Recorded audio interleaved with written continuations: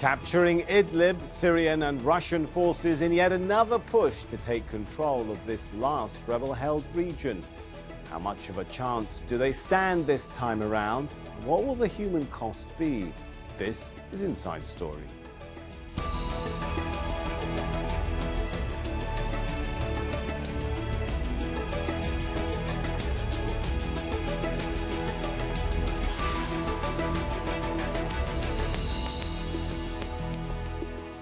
Hello and welcome to the show. I'm Sami Zaidan.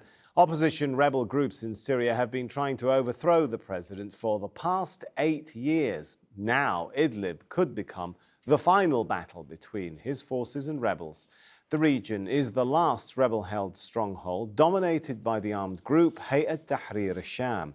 The government, with Russian help, launched a new offensive to retake Idlib last week. Dozens of people have been killed in the past few days and tens of thousands more displaced. Aid agencies have repeatedly warned that attacking Idlib could trigger the worst humanitarian crisis of the Syrian conflict. Government forces are now making steady gains as they advance towards the town of Maarat al Numan. They want to capture the crucial M5 highway, which links the capital with Syria's largest city, Aleppo. Syrian government forces advancing from the east have surrounded a Turkish observation post in the region. Turkey backs Syrian rebels and has 12 observation posts in northwest Syria as part of an agreement brokered last year with Russia. Turkish presidential spokesman Ibrahim Kalin says Ankara is talking to Moscow to reach a new ceasefire. The Russians have informed our delegation in Moscow they will try to achieve a truce and stop the regime attacks within the current 24 hours. We are closely following the process of an end to the attacks, and these attacks should come to an end immediately and implement under the new ceasefire. This is our main expectation from the Russian side. A ceasefire agreement in 2017 led to the creation of 4 de-escalation zones in Syria. One of them was Idlib. And as we mentioned earlier, Turkey and Russia agreed in September last year to a cessation of hostilities between rebel fighters and pro-Assad forces in the province. The Syrian government, backed by Russian airstrikes, launched an offensive in April to retake the province. But the new fighting comes despite an agreement by the leaders of Turkey, Russia and Iran to recommit to de-escalation efforts in the area. Meanwhile, Turkey has said it can't handle a new wave of refugees from Syria because it already hosts millions of displaced Syrian people. All right, let's bring our guests into the show. Joining me here in the studio in Doha is Yahya Al-Aridi. He's the spokesman for the Syrian High Negotiations Committee. Mehmet Çelik is managing editor at the Daily Sabah newspaper. He joins us on Skype from Istanbul. And Pavel Felgenhauer is a defense and military analyst. He joins us from Moscow in Russia. Welcome to all of you. Let me start with Yahya here in the studio. So, is the de-escalation deal basically dead? Well, it was dead from the very beginning because we felt from early on that the Astana track was meant to abort the ceasefire agreed upon by the Security Council resolutions. But there were periods of relative calm, at least, right? There is an escalation going on now. But violations start the next day the agreement was signed. Idlib, as you said, was the last one among those de-escalation areas. But the issue is not between the rebels and the regime. It is one between the people who are being the main victim of all this de-escalation thing. Now tens of thousands of them are being displaced and they don't have any place to go. Right, with continuous bombardment. We're going to come to the humanitarian aspects of this, but first, before we move on to that, I'm curious to know what you think. Can the fighters hold on to Idlib? Well, I don't think so, because they don't have any anti-rocket devices, nor do they have planes, nor do they have heavy weapons. They just are trying to defend themselves, not only the rebels, but the people themselves. There is some sort of control over the rebels themselves, because the one who is mobilizing them has other priorities in northeastern Syria. Now, with the excuse being al-Nusra, and Al-Julani, and they are not being targeted themselves. And Nusra, the people are being targeted, and that's the real problem. Can they hold? I don't think so, because you have the power of the regime with airplanes, and at the same time the Russian bombardment of Sukhoi on daily basis. Talking of Russia, let's bring in Pavel from Moscow. Russia is supporting this current Syrian government offensive. Is Moscow no longer committed to this deal, this de-escalation deal? Well, the situation is rather complex because, well, there are different opinions about it in the Russian establishment.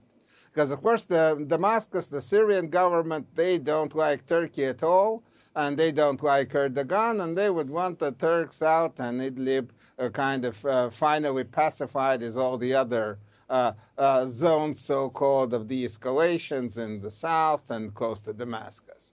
And parts of the Russian military, which work closely with the Syrian regime, most likely have the same opinion. But the Kremlin and the Russian foreign policy from there is run personally by President Vladimir Putin. He has other priorities, in which Idlib is just one small speck in the picture. And I believe that this... Maybe a small speck, Pavel, but will Russia not lose some diplomatic face if this deal which it's brokered, as Yahya presents, is continuously violated, and the Russians now are supporting the escalation against the de-escalation deal? Well, yes, they are. But of course, the same thing happened, in Ghouta, in Darya provinces, and the Russians, Moscow didn't see very much problem in that. The problem right now is, and what President Putin is going to deal with, is his relationship with Turkey, which are more important than what happens in Idlib per se. So if Erdogan will be insisting that the offensive again stops, then it's most likely are going to stop, and Putin is going to stop it, because Turkey and the relationship with Turkey and, say, the relationship between Turkey and the United States and with NATO are much more important geostrategically and geomilitarily for Russia and the Kremlin than the problem of Idlib per se. Okay. So I believe this offensive again will end in something indecisive. Okay, before we get there, Mehmet, it seems like everything now hinges on what Turkey may decide to do in a large part. Will Erdogan, as Pavel put it, insist to Putin that this offensive must stop? Well, I don't think the decision making about stopping this, indiscriminate attacks on civilians is a decision that Turkey will be making, because Turkey, from get-go, Turkey has few priorities when it comes to Syria, and particularly in Idlib, and that is to achieve somewhat a political solution, to make sure that there is, civilians are protected, and to make sure that those refugees who have escaped from Syrian civil war are able to go back to Syria. Now, it is the Turkish insistence on those things cannot achieve those goals if the Turks put the foot down to the Russians, so to speak. Well, it is something that Turkey has worked since 2017 to achieve that through Astana and Sochi and other bilateral meetings between President Erdogan and President Putin. President Erdogan has been pushing very hard to establish somewhat of a ceasefire in Idlib, and even the Idlib deal was based on the aim to stop attacks on the civilians. Whether this has been successful, it's a question to ask. However, Turkey's position has been the same from the beginning. It hasn't changed, but it has been the regime and the Russians who have actually violated the deal on Idlib, and the regime is able to attack civilians in front of the whole international community. This is not something that's a matter of Turkey alone, but the international community is also responsible to to achieve some sort of Right. Well, the international escape for the community's civilians. appetite in Syria is rather questionable right now. Before I come back to Yahya, let me just go back to Pavel in Moscow and ask the question, from your analysis of the complex thinking, as you put it, in Moscow right now, is there a certain expectation that perhaps Ankara has to be a little bit flexible, shall we say, with Moscow's designs for Idlib in return for Russian flexibility over Turkish action against some Syrian Kurdish groups in northern Syria? Well, yes, it's about the so-called Rojava situation. It's also connected. Turkey is there, and Russia has interest there, and Russia has deployed some troops there. And of course, it also takes into account what's happening right now around Tripoli and Libya, where again Turkey and Russia may have different opinions. So it's a very big plate on which Erdogan and Putin have to kind of or feud to move the pieces and find some kind of quid pro quo. And again, there's the more important position from Russian point of view is Turkish relationship with the West, with the United States and NATO, and Turkish threats to close down Incirlik base, which is so important for Russia. Russia could sacrifice many other things to achieve that goal, to see the Americans out of Incirlik safe. So it's going to be a very complicated negotiation. Interesting. Yahya, it sounds, to use the metaphor that Pavel used there, it's a big plate with a lot of very big players at the dinner table, but it sounds like the Syrian people may be the ones to get the smallest bite out of the dinner when it's served.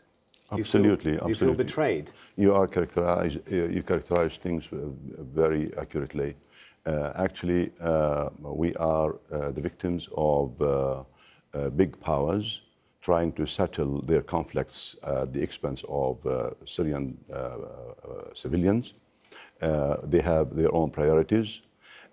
Now, if from Pavel's statements, I read that Putin has problems with other departments in his administration, defense, or the Kremlin is thinking this way, the defense ministry is thinking in another, the foreign office is thinking a third way. And another thing, Syrians do not like the Turks. Now, if they don't like the Turks, should they kill their people? This is another thing. At the same time, Russia wants Turkey to detach itself from NATO, and would that require this inhuman action in Idlib, killing civilians, displacing tens of thousands? And but you said you came to Syria to fight terrorism. If you intend really to fight terrorism, you should target those rebels, those what you call terrorists, not children, not women.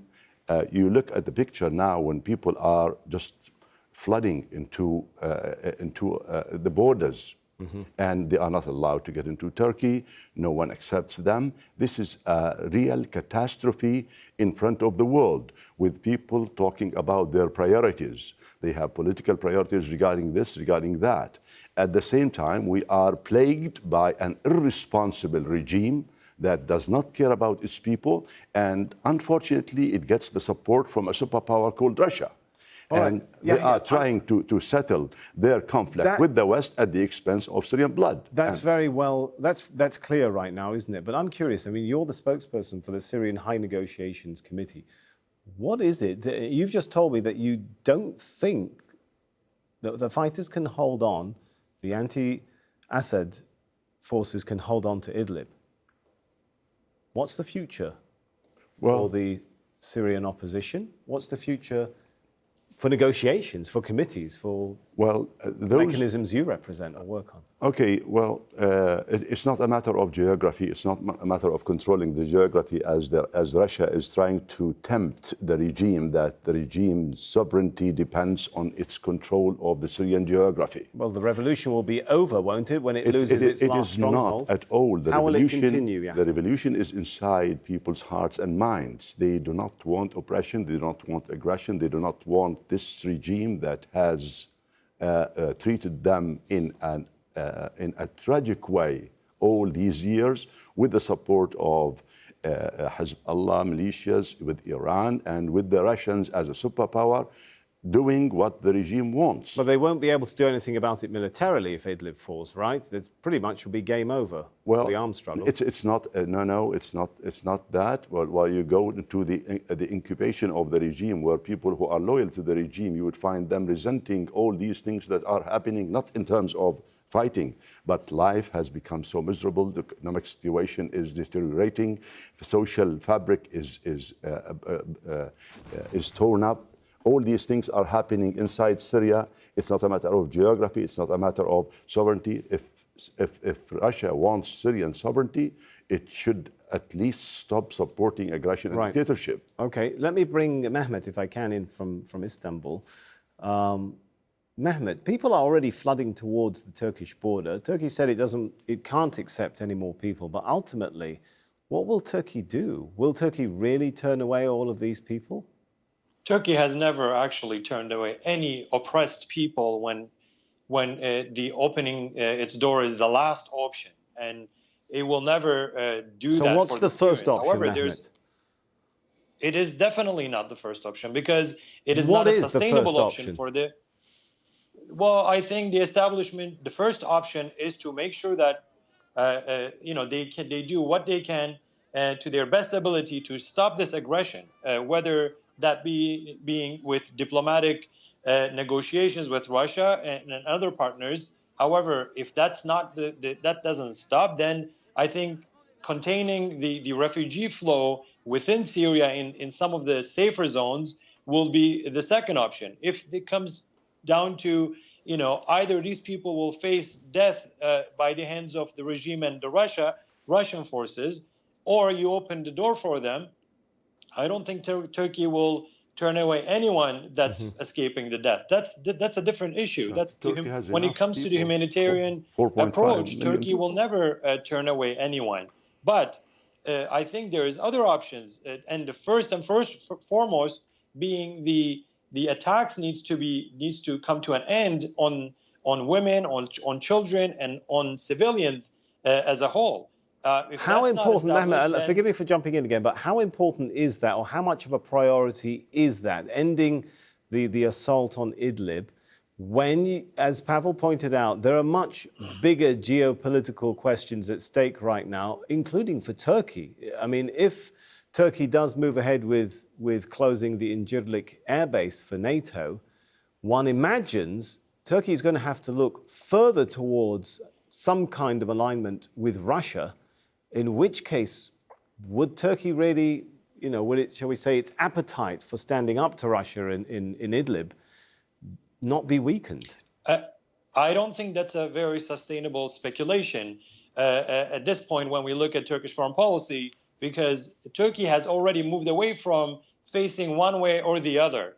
Turkey is now having its good relations with Russia. It has both trade, energy, and security-related relations between Turkey and Russia, but it also needs to maintain its relationship with the West. So the time has already changed for Turkish one-sided foreign policy. There's multiple partners that Turkey needs to align its interests with. And now it's not about whether to protect the Russian interests through Turkey's hands or the Western interests through Turkey's hands. Now Turkey is seeking, securing its own interests through dialogue and through partnership, through sitting on the table and negotiating with Russia on the east or the Western partners. However, when it comes to a humanitarian issue like what's happening in Idlib, I think it's a matter of saving civilians from bombardments rather than prioritizing the list of issues between Turkey and Russia. Okay, let me bring Pavel into the discussion. The regime's, shall we say, reasoning for going after de-escalation zones has often been, well, there are groups that the regime considers to be terrorist groups located in there. However, Idlib is a very densely populated area right now with people from Idlib and from the rest of Syria who've moved to Idlib. Are we heading towards or is Putin driving the Russian forces towards a sort of Grozny 2000 bloodbath scenario, where the only way to stamp out any resistance is by stamping everybody out? Almost like with maybe not Grozny, there was much closer to hand the situation in Ghouta, close to Damascus, where this was also a de-escalation zone, and it was actually taken over by the Syrian and pro-Iranian forces with a lot of Russian support. And that happened, and that battle ended. So the Russians, of course, are not directly involved that much, especially on the ground there. But Moscow, of course, had okayed most likely some kind of action. I really believe well, that Russia's been carrying out a lot of airstrikes, even if they don't have ground troops, right? And a lot of those airstrikes have been criticized by human rights groups for their toll on civilian life, you know, no doubt. No, of course that happened, but of course there's also the Syrian Air Force that's been reestablished by the Russians. So these are both, and each side can say that's not them, it's the other ones. Right. But anyway, I believe that there's going to be some compromise, that again, the regime will kind of bite off a bit of the most southern part of the Idlib zone, and then they're going to settle for another uneasy ceasefire. I believe it's not, I don't think that this is a kind of Ghouta style, a final kind of solution of the Idlib problem, that there's going to be a kind of, or like in Darya, kind of offensive to the border. It doesn't look like that. There would be much more assets deployed than maybe other tactics used to cut it in pieces and not just simply press forward in one point in the utmost south. So militarily, I believe it's just going to be, again, another bite off of Idlib. Yahya, let's not forget this de-escalation deal came together not only with Turkey and Russia, but also Iran. What's happening to the Iranian role? Are they being squeezed out? Well, as you know, they are in Astana. The guarantors, they were joined into Astana on the third round. And now they are the guarantors on the part of the regime. Now, due to the fact that there's a great deal of pressure on Iran on the part of the United States, by the United States, Russia, Iran, and Israel at the same time, Iran is somehow squeezed out. But at the same time, they are the main supporter on the ground. The Pavel is talking about for the regime. However, there is one issue. The Ghouta that was mentioned by Pavel is completely different from Idlib. Idlib now is a miniature, is a small Syria. With all the escalation areas agreements that were struck early on, all those people who wanted to have some sort of compromise were thrown or brought into Idlib. And now Idlib has become a pot for civilians from different parts of Syria, and on a daily basis they are being bombarded. This is a tragic situation, and we believe that Russia, when it talks about finding a peaceful solution and at the same time carrying out military action on the ground, should be consistent with itself. And at the same time, there is a great deal of talk against Turkey now. It's because many people are saying it is letting down those who it guaranteed. You're talking about amongst the Syrian opposition. They feel let down. People in general. And I told you it's not... To Mehmet's point, though, he would say there's not everything, that Turkey can't do everything in Syria. Cannot do anything, but it everything, I mean, you know, are we placing too much responsibility on Turkey?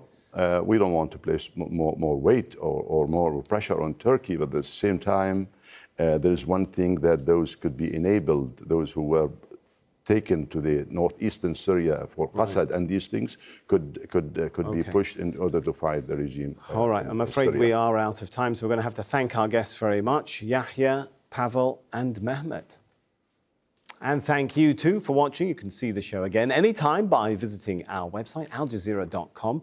And for further discussion, head over to our Facebook page. That's facebook.com/AJ Inside Story. You can also join the conversation on Twitter. Our handle there is @AJInsideStory. From me, Sami Zaidan, and the whole team here in Doha, it's goodbye for now.